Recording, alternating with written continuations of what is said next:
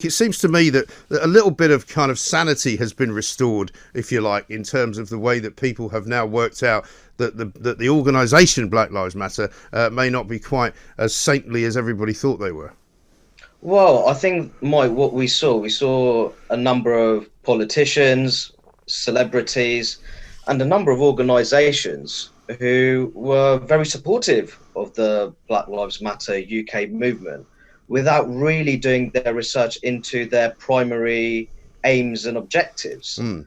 I found it very interesting, for example, that the Premier League was so supportive. The Premier League, I don't think it'd be unfair to say that it's a highly capitalist enterprise.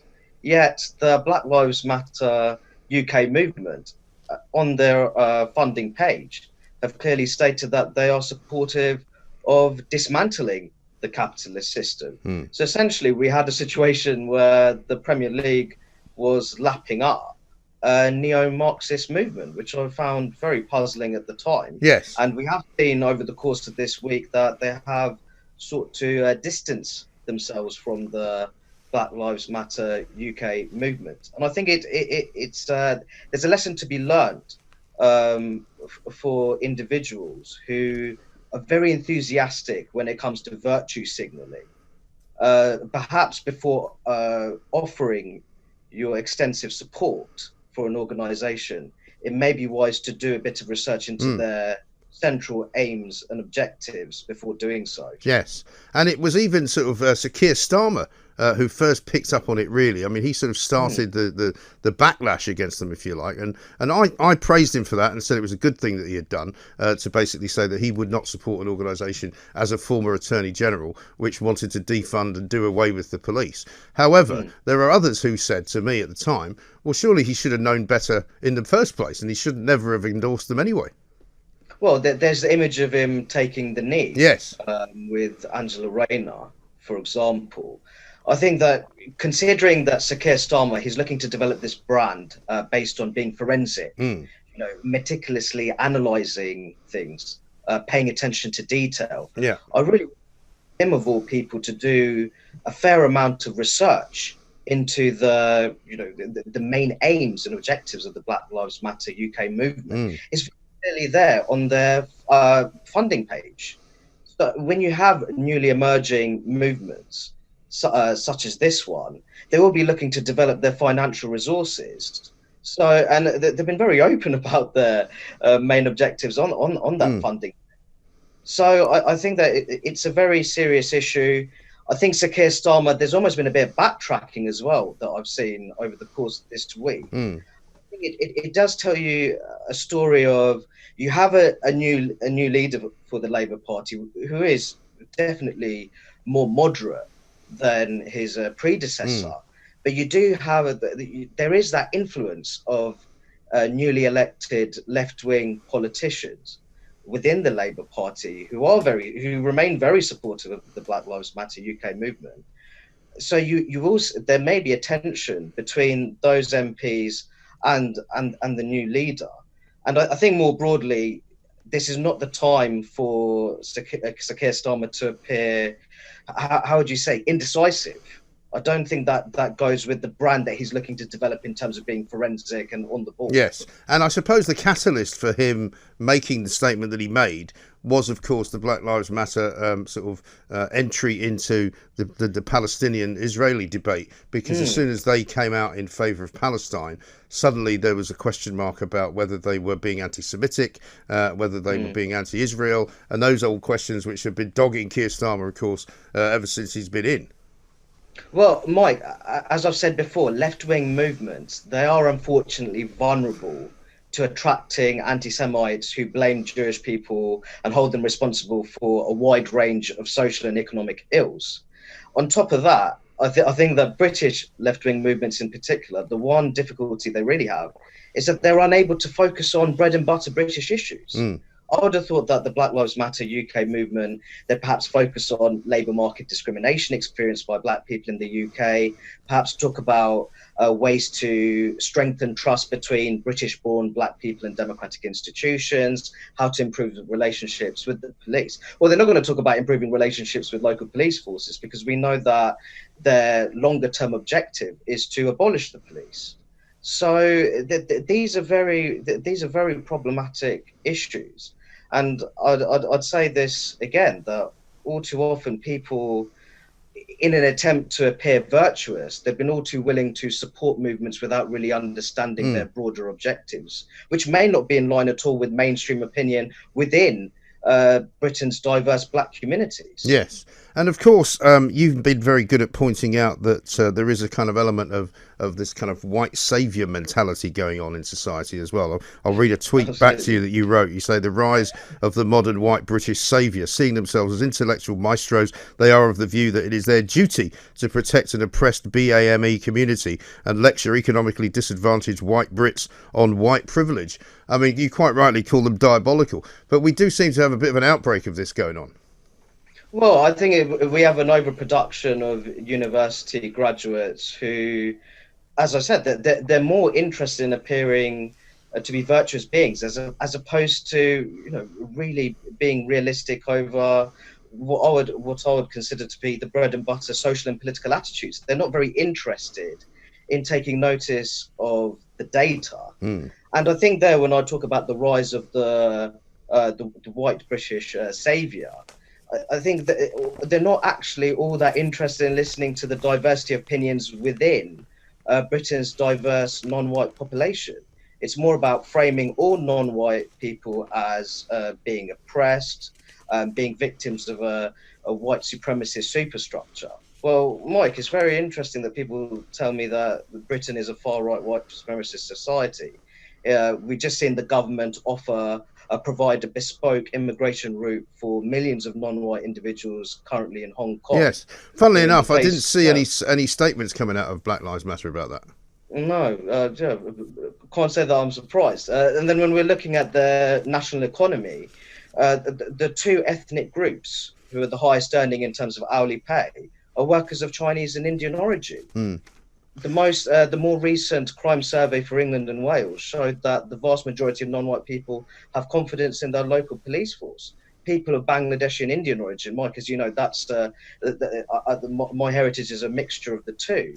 They're more likely to have confidence in their local police force than white British people. So when people talk to me about Britain being a white supremacist superstructure, forgive me, but I don't buy it at all. The data suggests otherwise. But this has been a familiar theme for you and I. We've spoken about this many times because you're very good on pointing out that actually to delineate black and minority ethnic groups of communities into two is a nonsense, because there is no two groups. There are no, sort of completely solid political views that can be adhered to all of the same people.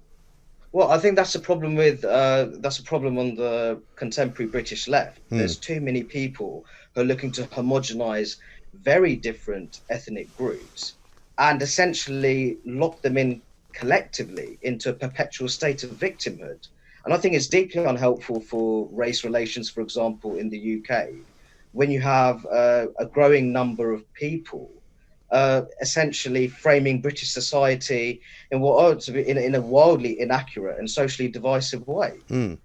Would you say, Rakib, that we have sort of moved on from the sort of the fervour of say 2 to 3 weeks ago, when it seemed like every 5 minutes somebody else wanted another statue taken down, or there was going to be another march through London? I mean, it feels as though that moment has kind of passed to me. Well, I think there's no room for complacency. I think the reality of the matter is some of the things that we've witnessed in the country over the last few weeks have not been ideal at all. I think that in terms of race relations, that they can be improved in the UK. I think that when we're looking at how people interact with public institutions, the level of trust they have in them, that's a discussion to be had. But the reality of the matter is, Mike, and I'll make this point very clear, race relations in the UK are in far better shape than in many other Western countries, the US included, which is why I think the aggressive importation of US culture war politics by British left-wing activists is completely undesirable. And it's also, again, it's something that moderate politicians on the left, including Sir Keir Starmer, should be more outspoken about. And on top of that, whatever issues we do have in the UK, that are in need of improvement, we should not lose sight of the fact that the UK remains one of the most successful examples of a multi-ethnic, racially diverse democracy in the post-war era. So I think a sensible approach would be recognize areas for improvement, but ultimately acknowledge the kind of progress that we've made in recent decades. Yes, and I suppose no accident that this week also marked the end of the period of time under which we could ask for an extension to the Brexit negotiations. That came and went on Wednesday, I think it was. Again, without much of a sort of a fanfare, really, but certainly, as I've been predicting, that was never going to happen. We are going to leave the European Union, but still, there is that slight bad taste in the mouth, isn't there, about Brexit and about the way that certain individuals will categorise Brexit supporters with sort of xenophobic views. Absolutely. To this day, it amazes me, Mike, that we still have people framing Brexit as a story where a xenophobic country has detached itself from this oasis of tolerance and open-mindedness in the form of the EU. If you actually look at the existing public attitudes research, you'll see that the UK tends to fare better than a number of major EU member states when it comes to issues of racism and discrimination. So the EU's Agency for Fundamental Rights, it looked at the discriminatory experiences of Black people across the EU. The UK actually fared much better than the other countries in the study.